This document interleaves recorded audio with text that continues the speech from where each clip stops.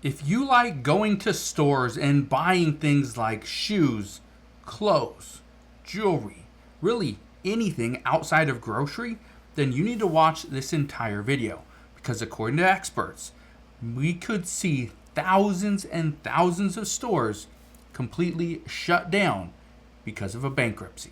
Today, I want to break down what's going on, what we are seeing from a very big retailer just over the past few days, but this should be concerning. So I'm going to break all this down in just a moment, but all I ask is one thing. It takes 2 seconds. Go ahead, hit that like button if you enjoy these daily updates. And now let's begin.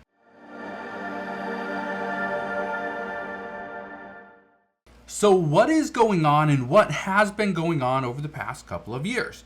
Well, there is a major bankruptcy filing that I want to bring to your attention. Here it is. It says bankruptcy filing highlights deep-rooted issues in Big Lots business model. Now, what is their business model and why am I bringing this to your attention? Because most people are going to say, well, Big Lots isn't the store I shop at. And that's perfectly fine. I don't shop there that much either, but what they went through, well, this is going to affect us all. Now, I want to read a little bit of this article because what they're saying is very important. Look at this right here. It says the company's traditional brick and mortar model, heavily reliant on closeout merchandise, became less appealing to a market increasingly seeking convenience, variety, and unique offerings. The rise of e-commerce and shifting consumer preferences caught Big Lots off guard, leaving it struggling to keep pace. Now, here's what you need to know. It talks about that it's less appealing because of convenience. Number one, Big Lots isn't great with an online store. Okay, I just want to be very clear on that. They're not. I've used their online store before. It's garbage. Now, here's what you need to know. Variety, convenience, and unique offerings. Big Lots, I thought, was a very good store when it came to food. Okay, it was very good because it was less expensive than Walmart, less expensive than Target, less expensive than Costco, right? The things you could buy at Big Lots were selling for 2, 3, 4 times the price on Amazon. And I know this for a fact because I used to go to Big Lots, buy a bunch of their food items, I'd package them into a multi-unit quantity. So instead of, let's say, one thing of soup, the bag soup, I'd put in a pack of like 6 or 12, and I'd ship it off to Amazon, and Amazon would sell it for usually about 3 times what I paid for it. Yeah, so they were much more expensive. But that's why I like the food items at Big Lots. Then Big Lots decided we're going to go away from food and we're going to sell furniture, indoor and outdoor.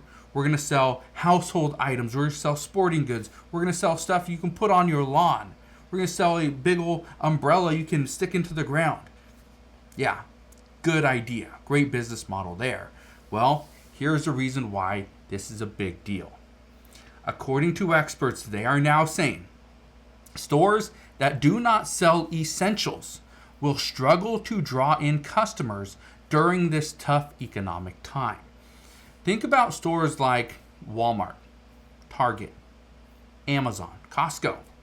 They all sell grocery products. That is their key. They're selling grocery products. That brings in the customer initially, and then they sell them everything else. Well, here's the issue.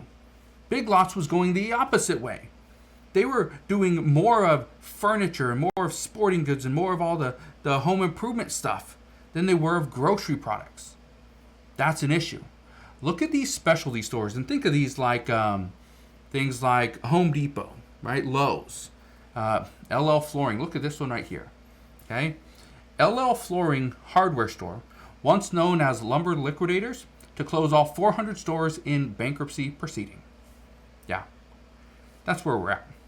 Okay, stores that are specializing in very specific things like home improvement, clothing, sporting goods, hot tubs. Yeah, going out of business. Look at all those RV sellers.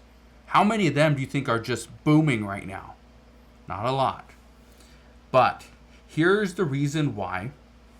Again, I want you to know what's happening. Because chances are you've shopped at stores like this. You've shopped at, lumber liquidators. You shopped at Home Depot and Lowe's. Those are stores that are struggling. According to experts, they say consumers are moving more towards online shopping when it comes to discretionary goods. Not brick and mortar, not places like Big Lots that have a very massive footprint, huge retail location.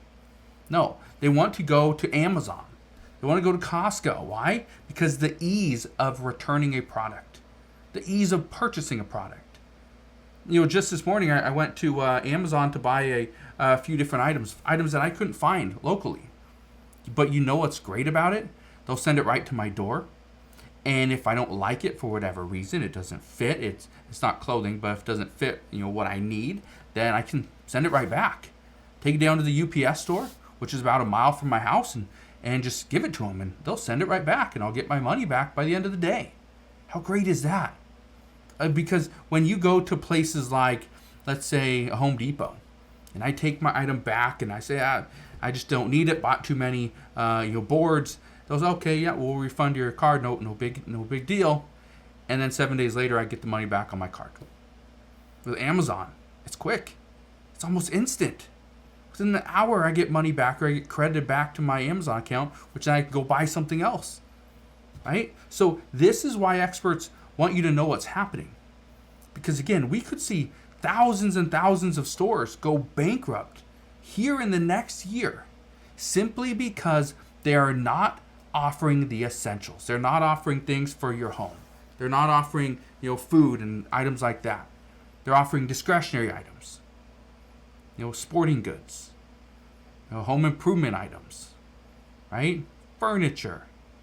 How many of us need more furniture? We probably bought the furniture that we needed last year or the year before.